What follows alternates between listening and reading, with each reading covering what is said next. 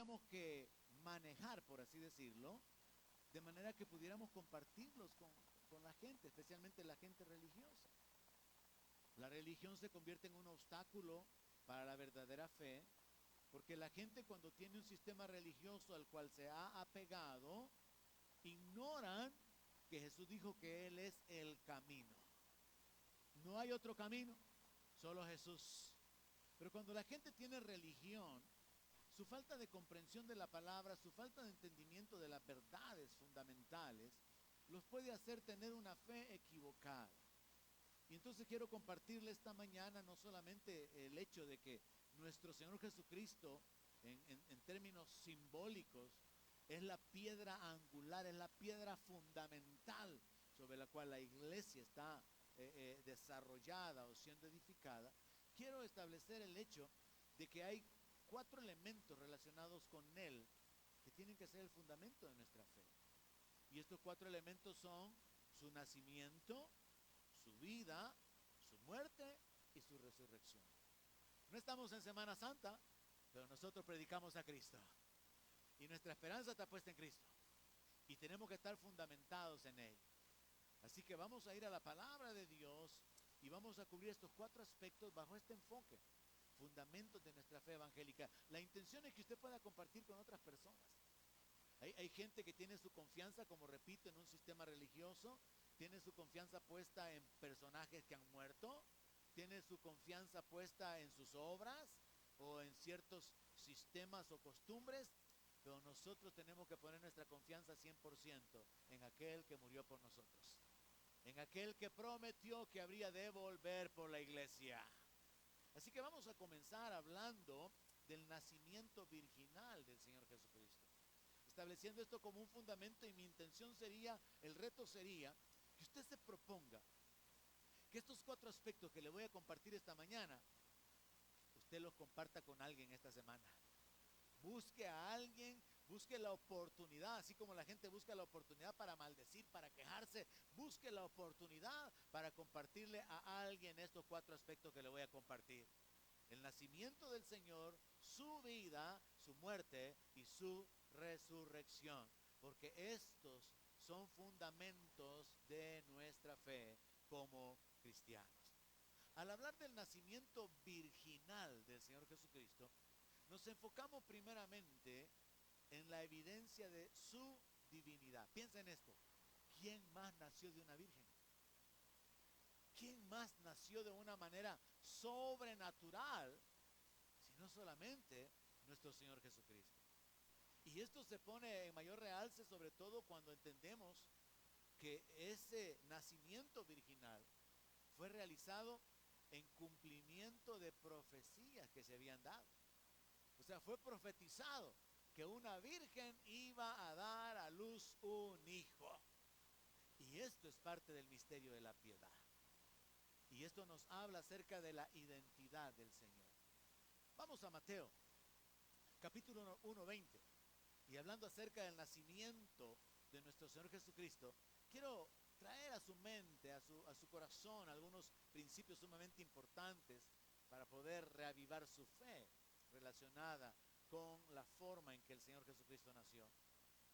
Dice en el verso 20 del capítulo 1 de Mateo: y pensando él en esto, en que quería dejar a María porque se dio cuenta que estaba embarazada, he aquí un ángel del Señor le apareció en sueños y le dijo: José, hijo de David, no temas recibir a María tu mujer, porque lo que en ella es engendrado del Espíritu Santo es, y dará a luz un hijo, y llamarás su nombre Jesús, porque él salvará a su pueblo de sus pecados.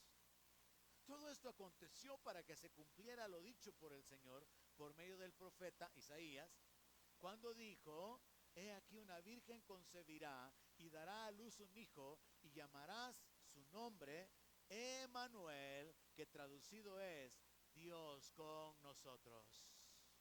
Yo quiero que alguien se emocione esta mañana y que entienda esto. Somos privilegiados de que Dios se haya revelado a nuestra vida y que comprendamos que Jesucristo es Dios con nosotros. Mucha gente todavía tiene un conflicto con respecto a la persona de Jesús. Para algunos es simplemente un profeta más. Para otros un revolucionario. Para otros un líder que fundó una nueva religión. Pero para nosotros Él es Emmanuel, Dios con nosotros. Dios fue manifestado en carne. Y usted tiene que estar fundamentado en esta realidad de la palabra, hermano, para que usted pueda compartirle a la gente que Jesús es incomparable, porque Él es Dios manifestado en la carne. Él es Dios con nosotros. Ahora, cuando yo me detengo en los detalles sobre lo que pasó con José, luego vamos a ver lo que pasó con María, yo trato de meterme en la historia y tratar de comprender qué impresión habrá tenido José cuando este ángel se le aparece. Me llama la atención la frase, mire, un ángel se le apareció en sueños. O sea, o soñó con un ángel o Dios lo hizo soñar con el ángel. ¿Cómo es el asunto? Dice que un ángel del Señor se le apareció en sueños. Entonces, se le apareció el ángel y José estaba como que estaba soñando, o si José estaba soñando con un ángel. Y esto solamente me revela la majestad de Dios, que Él puede hablar en sueños. Y que Él puede hablar y ha usado a los ángeles para poder traer revelación y ministrar la vida de los hombres. Y por eso la palabra dice que los ángeles son espíritus ministradores enviados a favor de los herederos de la salvación. Y nosotros no vivimos emocionados con eso porque como quizás nunca lo hemos visto, ¿verdad? Nunca hemos visto un ángel. Pero ellos son espíritus ministradores enviados a favor nuestro. O sea, Dios los ocupa para servirnos, para protegernos, para bendecirnos. Y por eso la palabra dice, el ángel de Jehová acampa alrededor de los que le temen y los defiende. Yo creo que un día vamos a comprender cuántas veces nuestra vida fue guardada por ángeles. Cuántas veces Dios nos libró de accidentes o de la muerte. Cuántas veces los ángeles pelearon por nosotros. Pero aquí la historia es, un ángel del Señor se le aparece en sueños. Y mientras José está pensando, mañana yo me pego la retirada. Mientras José está pensando, esta mujer está embarazada, a saber qué es lo que ha pasado ahí, yo me retiro, no voy a hablar con nadie. Dios envía un ángel para decirle, no temas recibir a María, tu mujer, porque ya estaba comprometido con ella. No tengas miedo. No tengas temor de recibirla, porque lo que se ha engendrado en ella es del Espíritu Santo. Y le anticipa que van a ser un varón. Y le dice que su nombre tiene que ser Jesús. Ahora, Jesús significa Jehová que salva. Y por aquí vamos al entendimiento también de la divinidad del Señor. Por eso es que Jesús es el nombre sobre todo nombre. Porque antes Dios se había revelado como Jehová Nisi, Jehová Rafa, Jehová Sama, Jehová Sidkenu.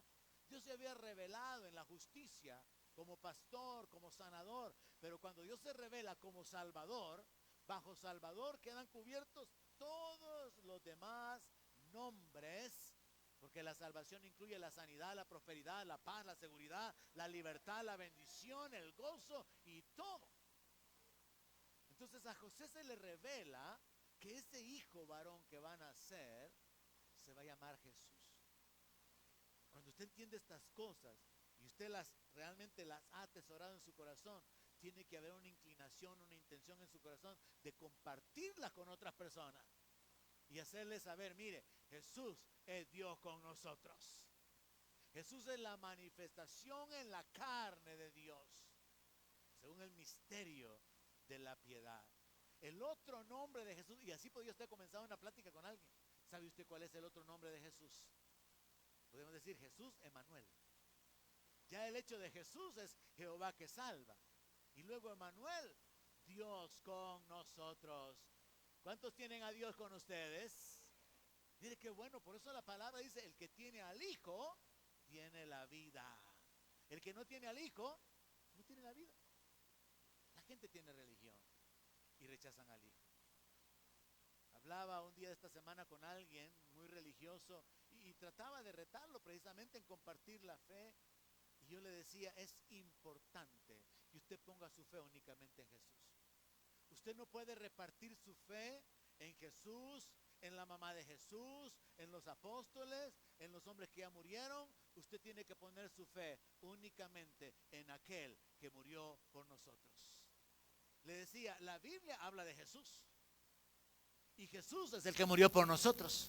Y Jesús es el que edifica la iglesia. Y por eso nosotros como cristianos tenemos que tener muy claramente fundamentada nuestra fe en el Señor Jesucristo. Y eso entonces está repartido esta mañana en la meditación en esos 4 aspectos. Su nacimiento virginal, su nacimiento de una manera sobrenatural, anticipado proféticamente. Entonces este pasaje de Mateo 1:20 me enseña a mí, o me permite a mí sacar estas conclusiones. Jesús es quien salva. Jesús fue engendrado por el Espíritu Santo. Jesús es Dios con nosotros. Amén. Ahora, mientras Mateo registra que Dios se le reveló a José, Lucas registra que Dios se le reveló a María. Así que nos vamos a Lucas, capítulo 1, verso 26. Cada uno de los 4 evangelistas comenzó de una manera diferente a narrar el nacimiento del Señor. Y recuerde que ningún evangelio fue escrito simultáneamente. Todos los evangelios fueron escritos años después.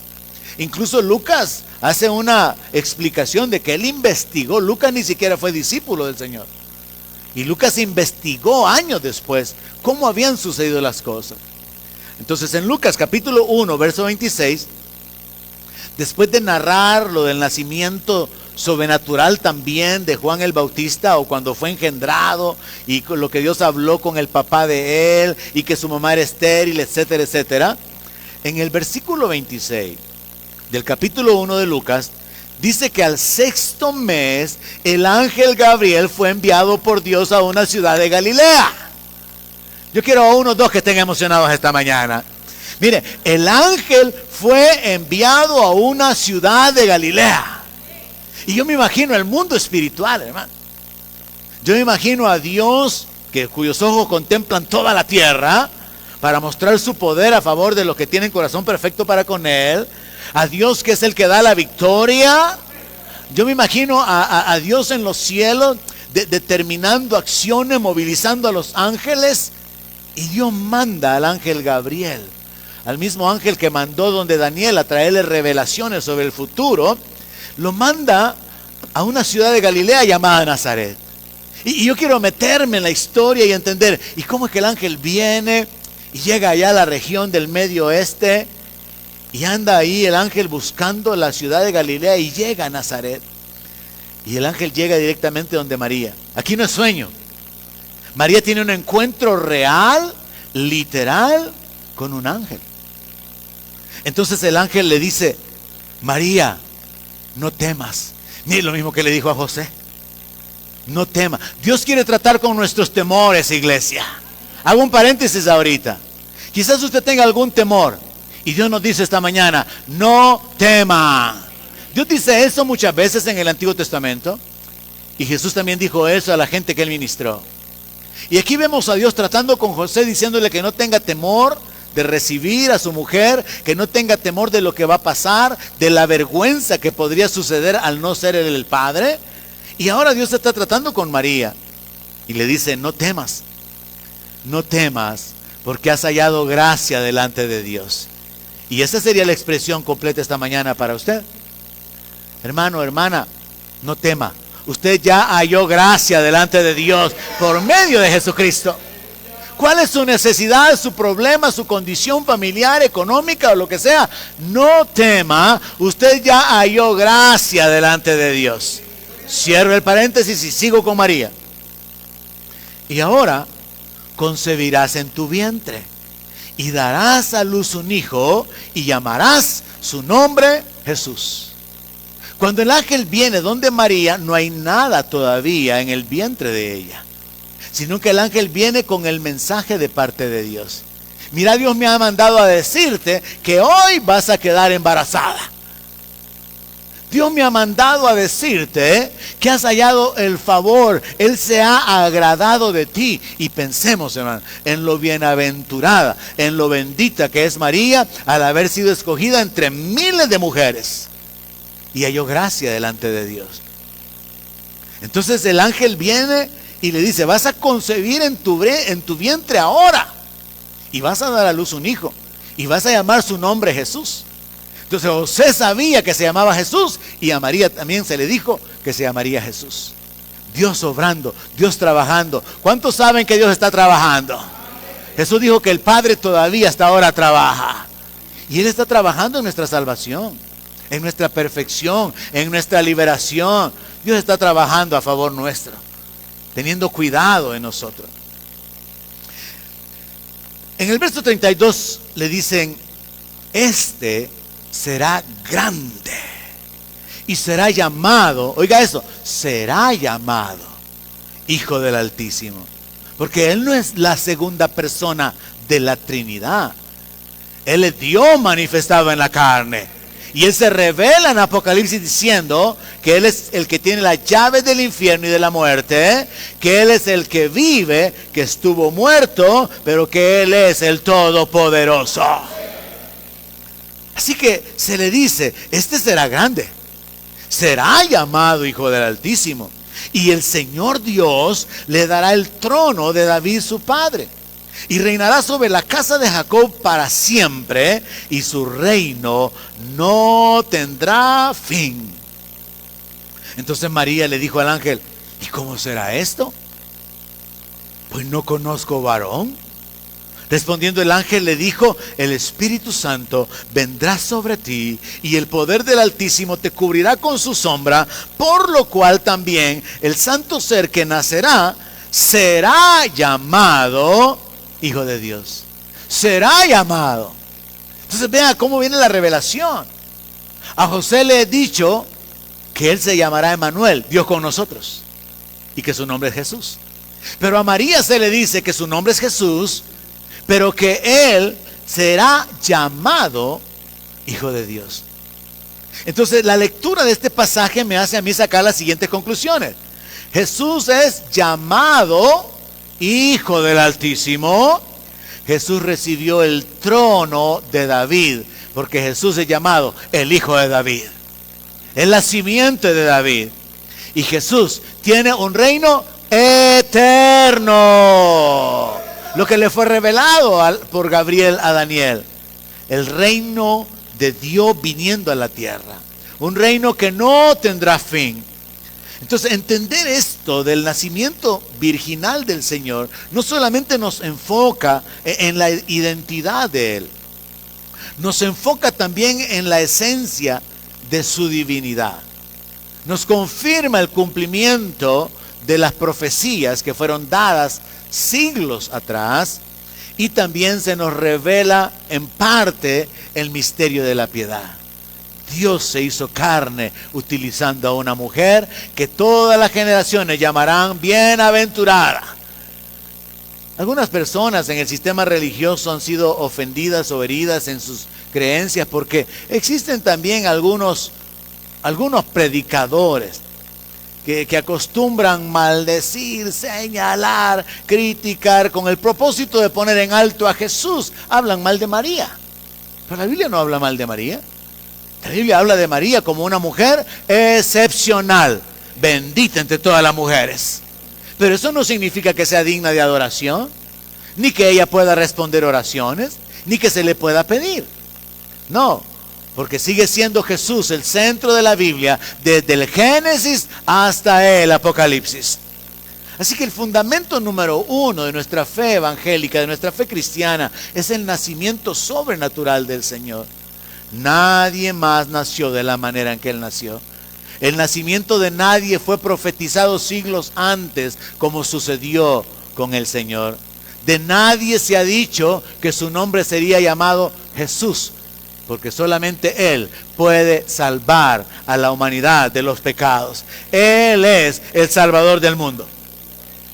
Segunda parte, su vida, la vida del Señor. Es importante entender la vida del Señor, porque Cuando hablamos de la vida del Señor, hablamos del ministerio. Un ministerio que, según los conocedores de la Biblia, duró aproximadamente 3 años y medio. Se cree que Él se reveló como el Mesías a los 30 y que Él fue crucificado a los 33 años y medio. Él tuvo 3 años y medio para hacer discípulos, para predicar el reino, para andar sanando, liberando y ministrando a la gente. Se habla acerca de la infancia cuando tuvieron que huir a Egipto. Se habla luego de su regreso y de haberse criado con las costumbres, tradiciones y religión judía, yendo al templo como era costumbre. A la edad de 12 años se nos cuenta la historia cuando él se quedó en el templo y que sus padres ni cuenta se dieron. Y él continuó teniendo una vida natural, normal, hasta el punto que los judíos sabían quiénes eran sus hermanas y quiénes eran sus hermanos. Su vida fue natural, hasta que él se reveló como quien era. Entonces es importante entender que cuando hablamos de la vida de Él, hablamos de su ministerio. Y el Señor vino para poder revelar la voluntad del Padre. Él vino para poder mostrarnos el camino de la vida. Él vino para darnos vida. Él vino para deshacer las obras del diablo. Veamos en 1 de Juan capítulo 3 y versículo 8 lo que el apóstol Juan escribió, particularmente en la segunda parte del texto. Juan escribió lo siguiente: el que practica el pecado es del diablo, porque el diablo peca desde el principio. Para esto apareció el Hijo de Dios, para deshacer las obras del diablo. Cuando nosotros leemos esa frase, Jesús apareció para deshacer las obras del diablo, tenemos que entender cuáles son las obras del diablo. El diablo ha traído destrucción, esclavitud, muerte, sufrimiento, enfermedad.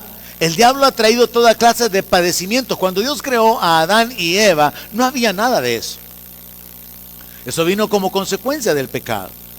Pero el diablo fue indirectamente el causante y posteriormente se revela como el causante directo. Jesús dice eso en Juan 10:10. El ladrón viene para robar, matar y destruir. Pero Él vino para que tengamos vida y vida en abundancia. Entonces es importante esta frase. Para esto apareció el Hijo de Dios, para deshacer las obras del diablo. ¿Y cuáles son las obras que Jesús deshizo? Allá en Hechos capítulo 10, verso 38 dice que Dios lo ungió con el Espíritu Santo. Y este es un punto importante, porque Jesús no hizo ningún milagro antes de ser bautizado con el Espíritu. Jesús tuvo una vida normal. Y eso es una prueba de algo importante que tiene que ver con nosotros. Jesús nació sobrenaturalmente por el Espíritu. Nosotros también nacemos por el Espíritu. La palabra dice que el que se une al Señor, un espíritu es con Él. Pero Jesús no caminó en el poder, ni estuvo lleno de poder, sino hasta que en Lucas 4 se registra que fue bautizado en agua y saliendo del agua bautizado con el Espíritu Santo. Entonces fue lleno del poder, fue llevado al desierto para ser tentado, y cuando regresa, Él se revela leyendo la escritura de Isaías 61, diciendo: el Espíritu del Señor está sobre mí, me ha ungido para dar libertad a los cautivos, para sanar a los quebrantados de corazón. Y a partir de ahí Jesús comienza un ministerio sobrenatural, para poder probarnos a nosotros también que es por el poder del Espíritu Santo que nosotros podemos caminar sobrenaturalmente. Entonces es importante entender que así como Jesús apareció para deshacer las obras del diablo, también nosotros en su nombre podemos deshacer las obras del diablo. Usted también puede libertar cautivos. Usted también puede causar que la gente pueda ser libre de enfermedades. ¿Alguien puede creerlo? Usted también puede liberar a los endemoniados en el nombre de Jesús. Entonces es importante entender el ministerio de Él, porque conectados a Él somos colocados en una posición en la que compartimos su autoridad, la responsabilidad, el respaldo de Dios en nuestra vida. En Hechos 10:38 estaba leyendo o citando, dice así la palabra: Dios ungió con el Espíritu Santo y con poder a Jesús de Nazaret, y como éste anduvo haciendo bienes y sanando a todos los oprimidos por el diablo, porque Dios estaba con él. Muchas veces nosotros nos vemos a nosotros mismos como los necesitados, y ciertamente lo somos. Pero también tenemos que aprender a vernos a nosotros mismos como instrumentos en las manos de Dios. Usted puede ser usado por Dios para sanar gente oprimida por el diablo. ¿No lo cree? Usted puede ser usado por Dios, hermano, para sanar gente oprimida, para dar consuelo. La palabra de Dios nos habla acerca de ser consolados para consolar a otros. Ahora, dice que Jesús anduvo haciendo bienes. ¿Qué bien podría usted hacer esta semana? ¿Qué bien? ¿Qué bondad? ¿Qué servicio? ¿Qué ayuda usted podría brindar a otras personas? Porque la palabra dice que así como es Jesús, así somos nosotros en este mundo. Y tenemos que entender no solamente la vida de Él y el ministerio de Él, sino entender que nosotros conectados a Él, también podemos ser instrumentos en las manos de Dios, para poder ser de bendición para otros. Entonces, Jesús anduvo haciendo bienes, y Él anduvo sanando a los oprimidos por el diablo, porque Dios estaba con Él. Cuando hablamos de la vida de Jesús, entonces hablamos de que uno de los propósitos por el cual Él se manifestó en la carne era venir y en esa forma humana deshacer las obras del diablo. En esa condición humana mostrar la autoridad. Porque mire, la vida del Señor Jesucristo, habiendo nacido por el Espíritu y siendo bautizado con el Espíritu, es un modelo o un ejemplo para nosotros. Porque nosotros tenemos que nacer de nuevo por el Espíritu y podemos ser respaldados por Dios a través del bautismo con el Espíritu Santo para vivir una vida nueva como la del Señor Jesucristo. El problema es que la mayor parte de creyentes nos conformamos con la vida, con la salvación, el perdón, el saber que si morimos nuestra vida está en las manos de Dios, y no mucho creemos esto de caminar en el poder. Aunque Jesús dijo, y estas señales seguirán a los que creen. ¿Hay algún creyente aquí? Las señales siguen a los que creen. Los creyentes no andan buscando señales, es al revés. Las señales siguen a los que creen. ¿Sabe usted que hay gente a la que nunca le pasa nada sobrenatural y la respuesta o la razón es sencilla? No creen en las señales. Pero cuando usted cree en aquel que es el mismo ayer, hoy y por los siglos, en aquel que todavía hace milagros, usted puede experimentar cosas sobrenaturales en su vida. Comenzando con respuesta a sus oraciones. Continuando con un respaldo cuando usted ora por otras personas. Ora por alguien que está oprimido. Ora por alguien que está enfermo. Y usted puede experimentar el poder de Dios respaldándole para ser un canal de bendición para otras personas. Jesús se manifestó en la carne para mostrar la autoridad y a él le gustaba identificarse como el Hijo del Hombre. Él no puso mucho énfasis hablando acerca el Hijo de Dios ha venido. No, Él dijo que había venido del cielo, que Él era el pan vivo. Él ofreció agua a los sedientos, pero Él se enfocaba más en el Hijo del Hombre. El Hijo del Hombre, porque Él quería mostrar que en la humanidad es posible resistir al diablo. Que en la humanidad es posible echar fuera demonios en el poder del Espíritu Santo. Entonces Él mostró su autoridad. Nadie más en la historia ha mostrado la autoridad que Jesús tenía. Jesús demostró su autoridad sobre todos los demonios. Jesús demostró su autoridad sobre todas las enfermedades, incluso sanó mancos y cojos. Él sanó gente leprosa. No había nada que Jesús no pudiera sanar.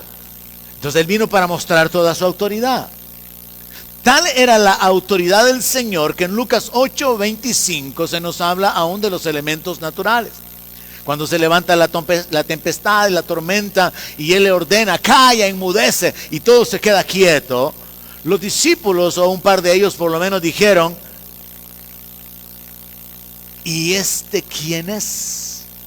¿O quién es este? Que aún a los vientos y a las aguas manda y le obedece. Me llama la atención el hecho de que los apóstoles estaban con él en la barca. Habían creído en él. Le habían seguido. Están en la barca con él, han visto a él hacer milagros, pero ahora esto revela que ellos están sorprendidos. ¿Y quién es este que aún a los vientos y a las aguas manda y le obedecen? Ese es Jesús. Ese es Emmanuel. Ese es el Señor que nosotros tenemos, digno de toda la gloria. Aleluya. Entonces vemos aquí a los apóstoles maravillarse de la autoridad de Él. Cuando hablamos de la vida, del ministerio del Señor Jesucristo, entonces entendamos que Él se manifestó en la carne para deshacer las obras del diablo. Él se manifestó en la carne para poder mostrarnos que nosotros, seres humanos débiles y pecadores, cuando nacemos del Espíritu y cuando somos bautizados con el Espíritu Santo, podemos vivir en una vida nueva. El que pueda creerlo va a ver la gloria de Dios. El que no lo crea se queda únicamente con la salvación. Así como cuando los apóstoles llegaron y predicaron y les preguntaron a algunos: ¿y ustedes recibieron el Espíritu Santo? Y aquellos dijeron: ni siquiera sabíamos que había Espíritu. El Evangelio predicado de manera completa incluye el nacer de nuevo. Incluye ser bautizado con el Espíritu Santo. Incluye ser respaldado por Dios con poder. Pero por alguna razón el diablo logra que nosotros seamos como aquella multitud que al principio siguió a Gedeón. Miles siguieron a Gedeón, pero al final quedaron solo 300. 300 valientes, 300 dispuestos, 300 esforzados. Y la iglesia evangélica de alguna manera puede compararse a ese ejército de Gedeón. Son miles, son millones. Pero solamente hay un grupo, los que han creído. Hay poder en el nombre de Jesús. Hay poder en el Espíritu Santo. Son un grupo reducido. Pero en realidad, la promesa es para todos, dice la palabra. Y la vida y el ministerio de Jesús tendrían que retarnos a nosotros a ese entendimiento. Él nació por el Espíritu, nosotros también. Él fue bautizado con el Espíritu, nosotros también, o podemos serlo. Él caminó en el poder del Espíritu, nosotros también podemos experimentar ese respaldo. Entonces Jesús mostró su autoridad como hombre ungido. Jesús no hizo ningún milagro como Dios.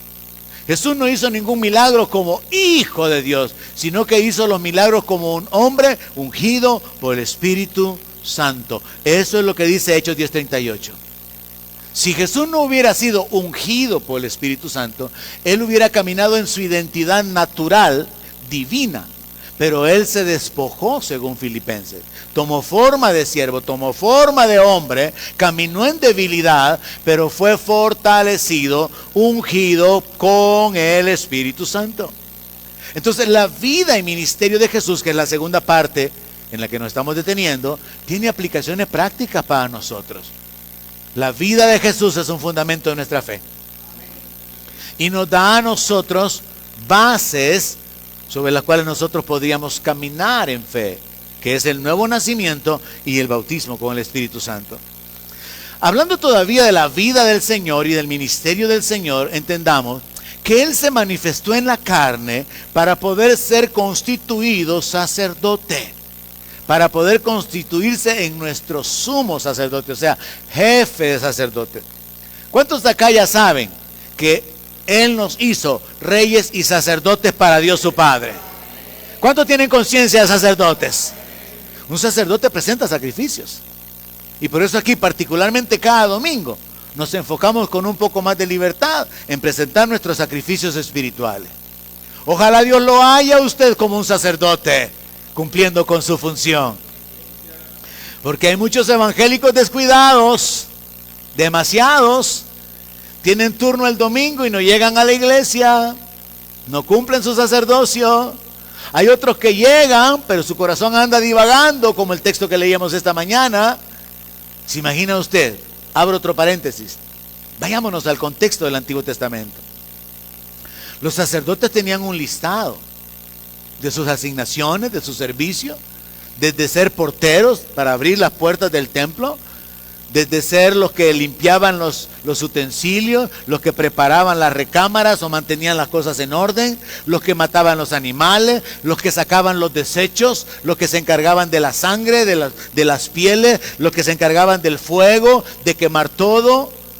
Cada sacerdote tenía turnos y tenía responsabilidades. Nosotros como iglesia tenemos asignaciones dentro de lo que llamamos diferentes ministerios.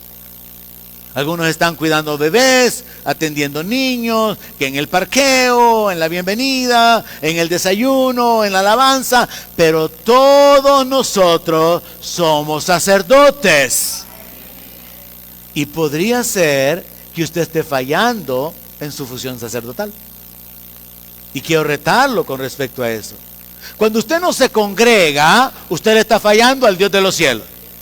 Usted no le está fallando a su líder, ni mucho menos a mí. Yo no soy nada ni nadie. Cuando usted no se congrega o cuando usted no participa de la alabanza y de la adoración, usted está fallando en su función sacerdotal. Así que bueno el reconsiderar que la vida y el ministerio de Jesús es un fundamento para nuestra fe, pero también es un modelo, es un ejemplo en las tres áreas que acabo de desarrollar. Deshacer las obras del diablo. Nosotros también podemos deshacer las obras del diablo. Caminar con autoridad. Nosotros también podemos experimentar el respaldo de Dios por su Espíritu, porque no tenemos espíritu de cobardía, sino de poder, de amor y de dominio propio. Y fungir como sacerdotes, sabiendo que Jesús es el sumo sacerdote. Hebreos capítulo 2, verso 16 nos habla de esto. Porque ciertamente no socorrió a los ángeles. Dios nunca ha salvado ángeles, ni va a salvar. Sino que socorrió a la descendencia de Abraham, por lo cual debía ser en todo semejante a sus hermanos, para venir a ser misericordioso y fiel sumo sacerdote en lo que a Dios se refiere, para expiar los pecados del pueblo. Verso 18. Pues en cuanto él mismo padeció siendo tentado, es poderoso para socorrer a los que son tentados. Entonces la aplicación en nuestra vida es que si hay un sumo sacerdote, si hay un jefe de sacerdotes, es porque hay sacerdotes. Y le cuento algo, no hay sacerdotes ángeles. Nosotros somos los sacerdotes del Dios Altísimo. Nosotros somos los ministros de Dios. Pero que nos cuesta que estas verdades nos entren en el corazón, hermano. Quizá por evitar responsabilidades, quizá por permanecer siendo cómodos, quizá por continuar siendo irresponsables. Pero cuando usted encuentre el deleite de ser un sacerdote, usted también encuentra la bendición, porque la palabra dice, el alma del sacerdote satisfaré con abundancia. Dios hace separación entre el pueblo y el sacerdocio en el Antiguo Testamento. Y ahora Él tiene un pueblo de sacerdotes.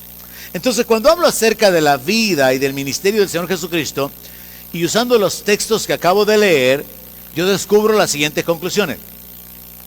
Jesús es, entre comillas, más grande que el diablo.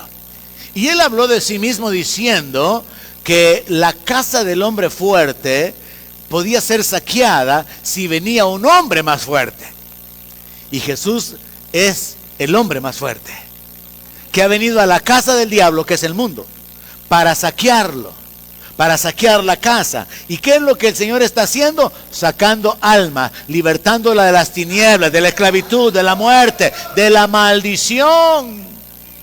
Jesús es el libertador. Él es más grande que el diablo. Él liberta a los esclavos del diablo. Él sana a los oprimidos por el diablo.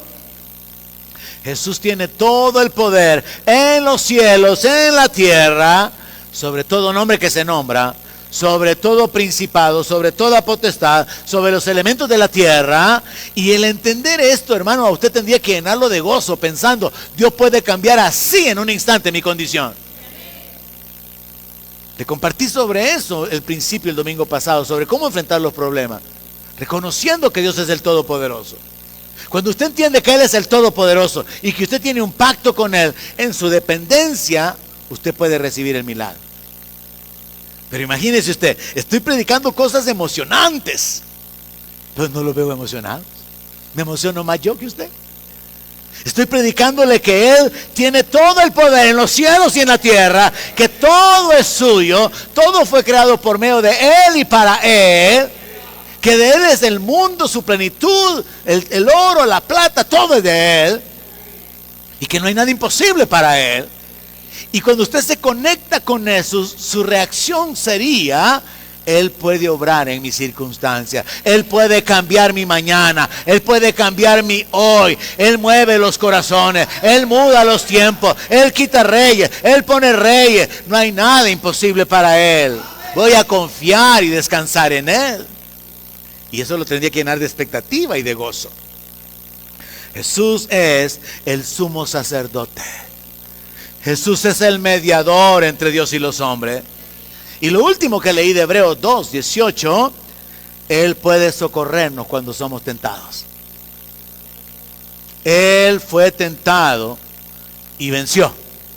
Y Él es poderoso para socorrer a los que son tentados. Así que importante, hermano, con entender el fundamento, la vida del Señor y compartirle estos aspectos a otra gente. El nacimiento del Señor, la vida del Señor. Ahora hablemos acerca de su muerte. Su muerte sustituyéndonos. Son cosas que usted tiene que enseñarle a sus hijos. Quisiera que me prometiera que esta semana no va a pasar sin que usted lo siente y hable con ellos y le diga: te voy a predicar 4 cosas sobre Jesús: su nacimiento, su vida, su muerte y su resurrección. Quisiera encontrar gente comprometida que dijera: esta semana no pasa sin que yo le comparta a alguien sobre el nacimiento de Jesús, sobre la vida de Jesús, la muerte de Jesús y su resurrección. Porque ese es el fundamento de la fe, hermano. ¿Y cómo van a creer en aquel de quien no han oído? Necesitamos predicar a Cristo. Su muerte sustituyéndonos es el tercer elemento.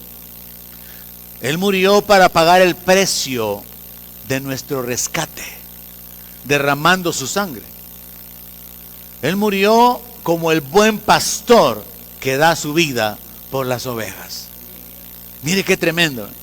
Él se declaró a sí mismo ser el buen pastor y dijo por qué Él era el buen pastor. Porque Él dio su vida por las ovejas. Los malos pastores trasquilan las ovejas. Los malos pastores se comen a las ovejas. Los malos pastores se aprovechan de las ovejas. Pero el buen pastor da su vida por las ovejas. Se entrega para poder darle vida a las ovejas. Cuando hablamos de la muerte, hagamos estas divisiones. Número 1, Él tomó nuestro castigo. Quiero que entienda esto y que por lo menos alguien ponga su alma y corazón y se goce en esto. Él tomó nuestro castigo. Isaías 53:5. Él herido fue por nuestras rebeliones, molido por nuestros pecados. El castigo de nuestra paz fue sobre Él y por su llaga fuimos nosotros curados. Había una persona muy religiosa con la que yo compartía el evangelio hace muchos años y él acostumbraba a refutar con sus enseñanzas atravesadas y al final él se enojaba, se ponía molesto y tenía una frase que era con lo que encerraba todo. Yo a cualquiera le digo la verdad y la verdad es que por la verdad murió Cristo. No, Cristo no murió por decirle la verdad a los fariseos. Cristo no murió por decirle la verdad al imperio romano. Cristo no murió por andar diciendo la verdad. Él era la verdad. Cristo murió por nuestro pecado conforme a las Escrituras. 1 Corintios capítulo 15. Jesús no murió por decirle la verdad a nadie. Jesús no murió por ser un revolucionario. Jesús murió por nuestros pecados. Él fue herido por mi rebelión. Él fue castigado para que yo tenga paz. Él fue herido por mí, en mi lugar. Entonces es interesante comprender la verdad de la palabra. Él tomó mi castigo. Hablaba con alguien recientemente también sobre este asunto de los cultos largos y la aversión que muchos creyentes tienen y que prefieren ir a una iglesia donde hay cultos express, el de las 9, el de las 10:15, el de las 11:30, porque vamos, cantan 2 rápidos, una lenta, un medio mensaje, reírse un ratito, el dinero y vamos para afuera, otro grupo, como que si fuera producción en serie. Y no hay tiempo para poder detenerse delante de Dios, derramar su alma, expresar sus sentimientos, poder adorarle y poder deleitarse en Él. Y por eso yo siempre le voy a decir a usted, aproveche la libertad que tenemos y no deje de congregarse, porque quien no quiere congregarse cuando puede, llega el tiempo que quiere y no puede. Hablaba con alguien sobre esto de los cultos largos, sobre esto del tiempo de la alabanza y la adoración, y me decía, es que ahí depende de cada quien. No, le decía yo, depende de la actitud del corazón. Si Jesús fue colgado a las 9 de la mañana y expiró a las 3 de la tarde y estuvo 6 horas colgado por mí, va a ser un gran sacrificio, 1 hora de rodillas o levantando manos o cantando. Es ridículo lo que nosotros le damos a Dios. Es ridículo la forma en que nosotros reaccionamos para poder retribuirle a Dios lo que Él ha hecho por nosotros. Y a pesar de que le hablaba en esos términos, le decía yo, 6 horas Jesús colgado en la cruz, sufriendo por usted y por mí. ¿Y usted cree que 1 hora de alabanza es demasiado? No, después es que hay cada quien, me dice, porque hay que entender que algunos se aburren. Yo, porque no digo la palabra desgraciado, no dije desgraciados.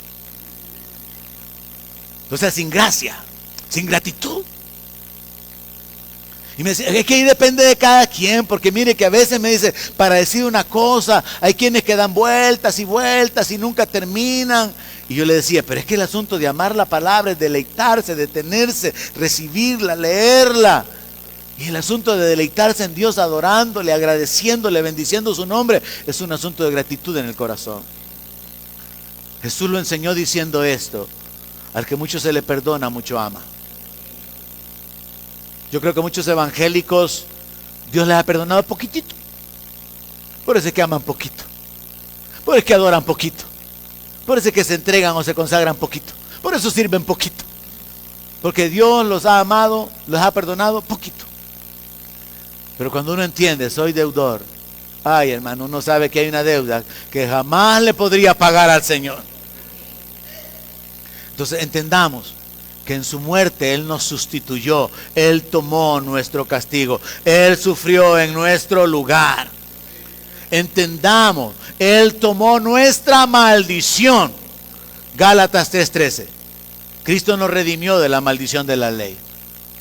Oiga eso. Nos redimió, nos libertó, nos rescató de la maldición. Hecho por nosotros maldición. Él se hizo maldito en la cruz. Él tomó la maldición. Suena bien fuerte decirlo, ¿verdad? Los malditos éramos nosotros. Los que nacimos bajo maldición somos nosotros.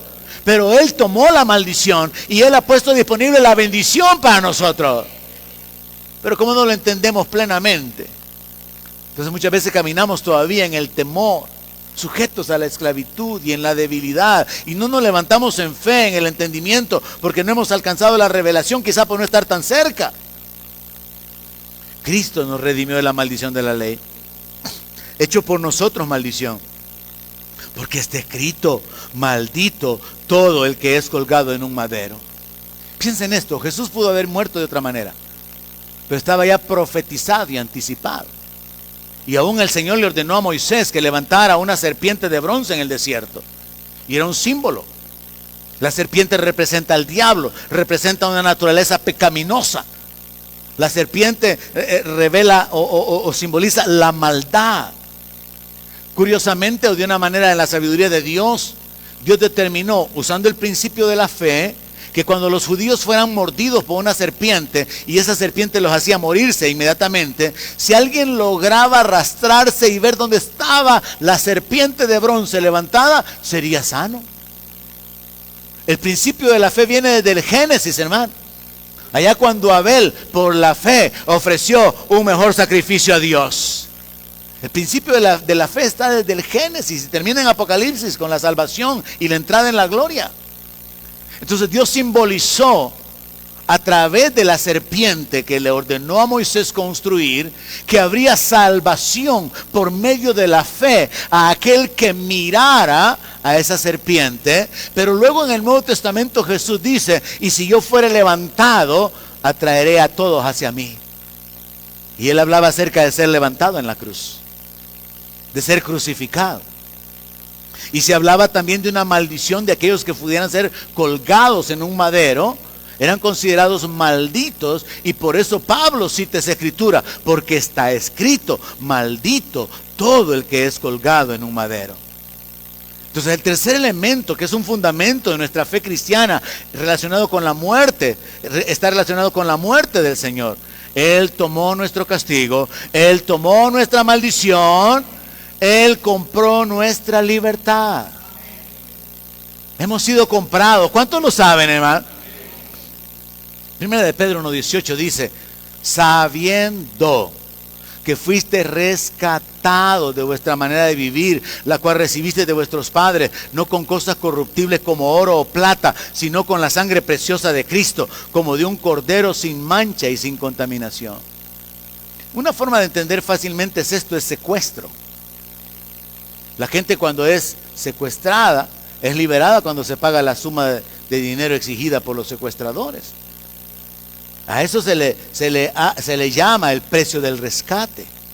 Ahora, Pedro está diciendo: ustedes saben que ustedes fueron rescatados, no con oro ni con plata, no con dinero. Ustedes fueron rescatados con la sangre preciosa de Cristo, como de un cordero sin mancha y sin contaminación. Jesús en su muerte tomó nuestro castigo, tomó nuestra maldición y compró nuestra libertad. Jesús con su muerte anuló el poder del diablo. ¿Cómo es eso? Hebreos capítulo 2, verso 14.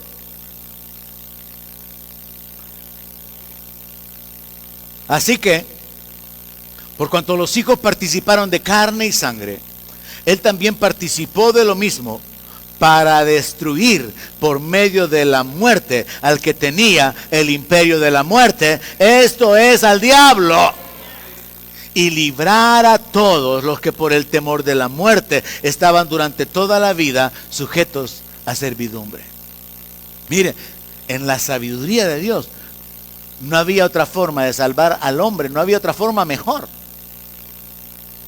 sino tomar esa forma humana, convertirse en Emmanuel, Dios con nosotros, manifestarse como hombre, participar de carne y de sangre para ser tentado, para poder morir, para luego poder resucitar. Porque Él iba a destruir por medio de la muerte al que tenía el imperio de la muerte. Nosotros, de una manera personal, abro un pequeño paréntesis, tenemos que pedirle a Dios, hermano, que nos revele la palabra. Yo muchas veces me siento frustrado porque yo entiendo lo que estoy hablando, me gozo, ya me gocé cuando he estado haciendo las notas, me gozo, pero veo a una audiencia así que como que está lloviendo, y a ratos está lloviendo y hasta se les olvidó que estaba lloviendo. Y yo sé que el enemigo viene, los cansa, los hace acomodarse ahí en la sillita y comenzar a dormirse y recostarse. Los perturba con pensamiento, con cansancio, con distracciones. Y yo creo que cada uno de nosotros necesita pedirle al Señor: Señor, revélame tu palabra. Señor, revélate a mi vida. Señor, dame entendimiento. Porque yo no logro muchas veces llegar. Y entonces me voy de aquí sintiéndome bien pecador y bien culpable, fíjese. Y quizás los culpables son ustedes. Los que tendrían que cantar la alabanza son ustedes, culpable soy yo. Y yo soy el que me voy cantando eso. Usted tendría que, hermano, pedirle al Señor que le revele la palabra, porque lo que estoy hablando es algo poderoso. Dice que así como los hijos participaron de carne y sangre, Él también participó de lo mismo, para destruir por medio de la muerte al que tenía el imperio de la muerte. Si Él no se hubiera humanizado, no hubiera podido morir. Si Él no se hubiera hecho hombre, Él no hubiera podido morir. Entonces la muerte tenía el propósito de anular el poder del diablo cuando viniera la resurrección. Ahora, estos textos me ayudan a mí para sacar las siguientes conclusiones. Jesús tomó nuestro lugar. Jesús pagó con sangre por nuestra libertad y Jesús destruyó al que tenía el imperio de la muerte. Cuarto fundamento, la resurrección. La resurrección nos habla de la victoria sobre la muerte. Hemos hablado del nacimiento, de la vida, de la muerte y ahora la resurrección. La resurrección nos habla de la victoria sobre la muerte y es la garantía de nuestra resurrección. Nadie más, ningún líder religioso ha resucitado. Solo la tumba de Jesús quedó vacía. Las tumbas de todos quedaron con sus huesos hasta que se deshicieron. Pero solo de uno ha sido dicho, porque buscan entre los muertos al que vive. Él ha resucitado. Solo de uno se ha dicho eso. La resurrección es la garantía de nuestra resurrección, hermano. Hechos capítulo 17 establece que la resurrección es el fundamento de nuestra fe. Dice, por cuanto Dios ha establecido un día en el cual Él va a juzgar al mundo con justicia por aquel varón a quien designó, dando fe a todos con haberle levantado de los muertos. No vimos a Jesús calmar la tempestad, no vimos a Jesús limpiar leprosos, no vimos a Jesús resucitar muertos, pero a través de la predicación de la resurrección, Dios le ha dado fe o el fundamento de la fe a la humanidad para decirle, hay resurrección de entre los muertos. Y el que crea en Él, que es la vida, que Él es el camino, que es la verdad, que es la resurrección, que es el pan vivo, va a tener vida eterna. ¿Quién más ha resucitado? Si usted busca, se hace un estudio, lo que se conoce como estudio comparativo de religiones. Busque sobre Buda y va a encontrar locuras como esta, que nació de un elefante blanco con la mamá. Si usted busca entre los Hare Krishna, ¿cuál es el propósito de la existencia? Convertirse en nada unido a la nada. Y de tanto meditar y de poner su mente en blanco, usted puede llegar a ser uno con la nada. Y la gente termina dando vía con unas filosofías y unas cosas absurdas. La gente vive en esclavitud al diablo, en el engaño. La gente vive dominada por el diablo. Imagínense la gente que hace pacto con la muerte. Y eso está escrito en el Antiguo Testamento. Tenemos pacto con la muerte, dice el Señor, que dijeron los judíos. Y ahora hay gente que tiene a la Santa Muerte y hacen pacto con la Santa Muerte. Había adoración a deidades femeninas en el Antiguo Testamento. Hay adoración a deidades femeninas en el Nuevo Testamento y en el tiempo moderno. Porque el diablo ha cegado el entendimiento de los incrédulos. Pero a usted y a mí se nos ha revelado que Jesucristo es el Hijo de Dios. Él es el Señor. Él es el Alfa y la Omega. Él es el Cordero de Dios que quita el pecado del mundo. Él es el Todopoderoso. Él es el Rey que esperamos. Cristo es el fundamento de nuestra fe. Comparta con otros su nacimiento, su vida, su muerte, su resurrección. La resurrección es el fundamento de la fe en este sentido. Yo no sé usted, pero particularmente, cuando yo entendí el plan de salvación a través del reconocimiento del señorío de Cristo, yo le perdí el miedo a la muerte. Yo he tenido, si no me equivoco, probablemente más 3 veces armas en mi cabeza. Así, a punto de que un balazo y se acabó. Julio Alberto Correa. Pero yo realmente perdí el temor de la muerte. No en un sentido así como el mundo, que a mí me vale, que no. No, sino en el sentido de que yo sé en quién he creído. Y si vivimos para el Señor, vivimos. Y si morimos para el Señor, morimos.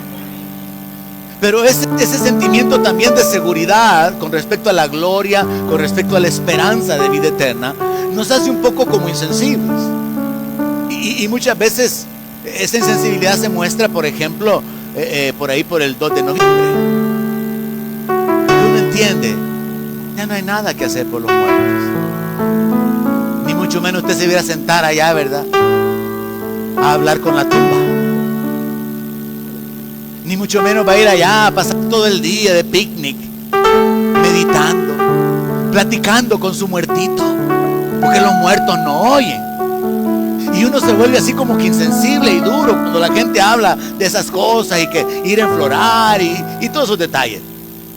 Pero realmente tenemos que tener la manera correcta de compartirles a otros la fe que nosotros tenemos en el Señor Jesucristo. Amén. Y la confianza de la resurrección. Porque la palabra de Dios dice que así como en Adán todos mueren, 1 Corintios 15, 22, también en Cristo todos serán vivificados. Y tenemos que predicarle a la gente que a través de un hombre entró la muerte a la humanidad y que a través de un hombre entró la resurrección. Miren qué interesante es. 1 Corintios 15, 21 dice así: porque por cuanto la muerte entró por un hombre, por Adán, entró la muerte a toda la humanidad. También por un hombre entró la resurrección de los muertos. En Adán todos morimos, en Cristo somos resucitados.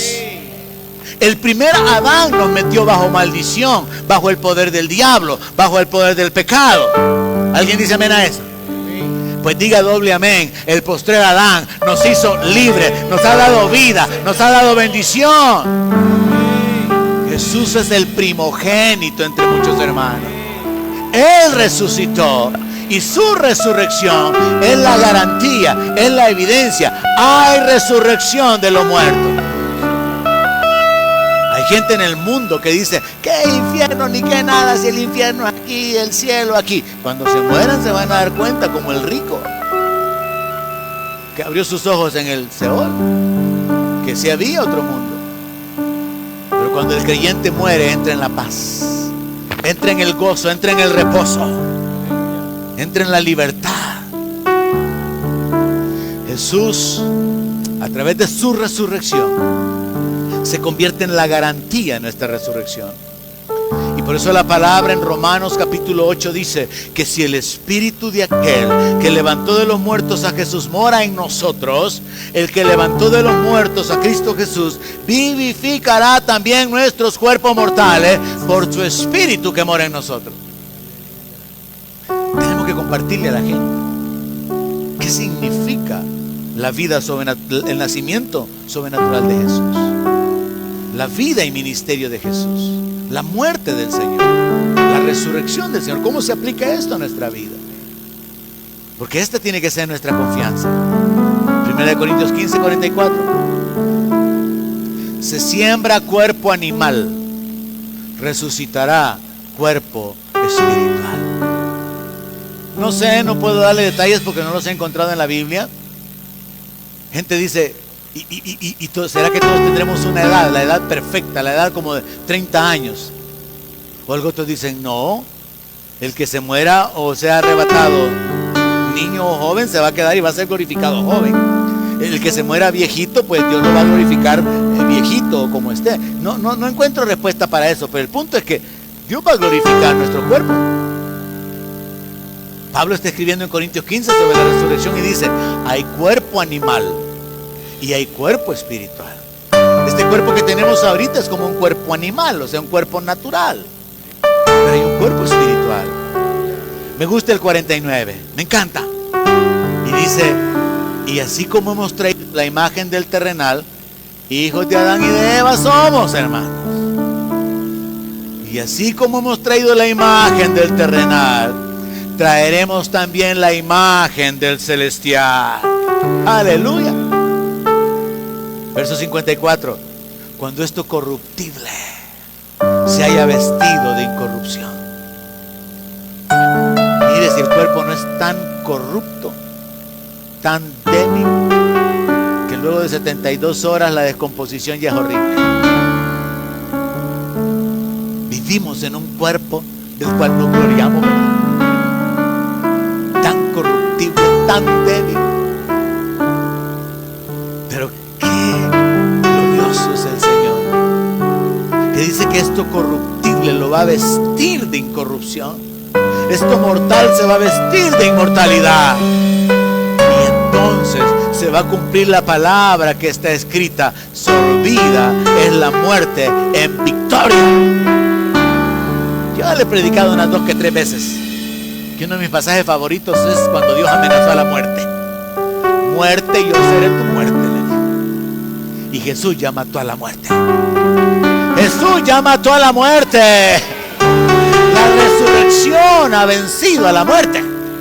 La muerte mata la vida, es como piedra, papel o tijera. Vida, muerte, resurrección. Muerte mata vida, resurrección mata muerte. Jesús ha vencido. Entonces nosotros podemos esta mañana enfocarnos en el nacimiento del Señor, en la vida del Señor, en la muerte del Señor y en la resurrección, con este pensamiento. 1 Corintios 15:57. Póngase de pie y terminamos. 1 Corintios 15, verso 57. Pablo está hablando de la resurrección. Pablo está hablando de un cuerpo totalmente nuevo, cambiado. Yo estoy esperando el texto ahí en la proyección. Ahí llegó. Quiero que lo lea conmigo fuerte. Más gracias sean dadas a Dios, que nos da la victoria por medio de nuestro Señor Jesucristo. Hay que darle a Dios las gracias, hermano. Abra su boca y dele gracias a Dios. Si está agradecido, abra su boca. No espere que yo ponga palabras en su boca. Bendiga al Señor.